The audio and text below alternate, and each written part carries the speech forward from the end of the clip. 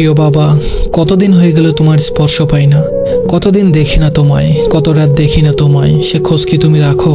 প্রতিটা সেকেন্ড, প্রতিটা মিনিট, প্রতিটা দিন, প্রতিটা মুহূর্ত তোমাকে খুব মিস করি বাবা। আজ 1 মাস হলো তুমি আমার কোনো প্রশ্নের উত্তর দাও না, তাই আকাশের ঠিকানায় চিঠি লিখছি। জানো বাবা, কোনোদিন দুঃস্বপ্নেও ভাবিনি তোমাকে কোনোদিন আকাশের ঠিকানায় চিঠি লিখবো, কিন্তু আজ নিরুপায় হয়ে লিখতে হচ্ছে। জানি বাবা, তুমি খুব ভালো আছো। সৃষ্টিকর্তার নিকট যে শান্তি চাইতে চাইতে তুমি চলে গেছো, নিশ্চয়ই তুমি সে শান্তিতেই আছো।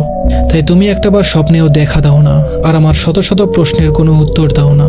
কিন্তু বাবা, আমি যে ভালো নেই, তোমাকে ছাড়া খুব কষ্টে আছি বাবা। অন্য আর 5 জন ছেলে মেয়েদের মতো তোমার মেয়ে হয়ে আমি কখনো বলবো না বাবা তুমি থাকতে বুঝিনি তুমি কি ছিলে জীবনে, বাবা নামক বটবৃক্ষ কি হয়। তুমি থাকতেই আমি বুঝেছিলাম বাবা নামক বটবৃক্ষের ছায়া কেমন হয়, বাবা শব্দের গভীরতা কতটুকু।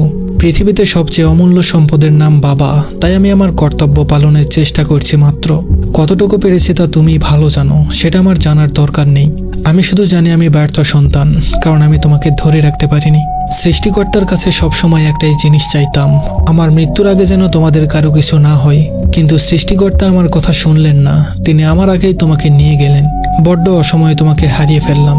জানো বাবা, বুকের ভেতরটা রোজই ভেঙে চুরে একাকার হয়। তুমি ছাড়া এই দেহটা যেন পাখি ছাড়া খাঁচা হয়ে গেছে। পৃথিবীতে বেঁচে থাকাটাই যেন এখন কষ্টকর।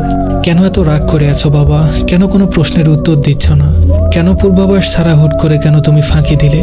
তোমার কিসের এত তাড়া ছিল যে তুমি এত তাড়াতাড়ি আমাদের এতিম করে দিলে? আর কটা দিন থাকলে কি এমন ক্ষতি হতো শুনি? জানো বাবা, পুরো বাড়ি জুড়ে তোমার সব পোশাক, নানান জিনিসপত্র, ঔষধের বক্সটাও আজ সেই স্থানেই আছে, শুধু তুমি নেই বাবা, শুধু তুমি নেই। বুকের বাম পাশটায় খুব করে লাগে যখন হৃদয়খানি উজাড় করে বাবা বলে তোমায় ডাকতে পারি না। ডাকতে গিয়ে হঠাৎ করে এক বিষাদ শূন্যতা অনুভব হয়। শেষ হলো না কথা, সব কথা লেখা গেল না চিঠিতে। অনেক কথা রয়ে গেল বাবা হৃদয়ের অন্তরালে।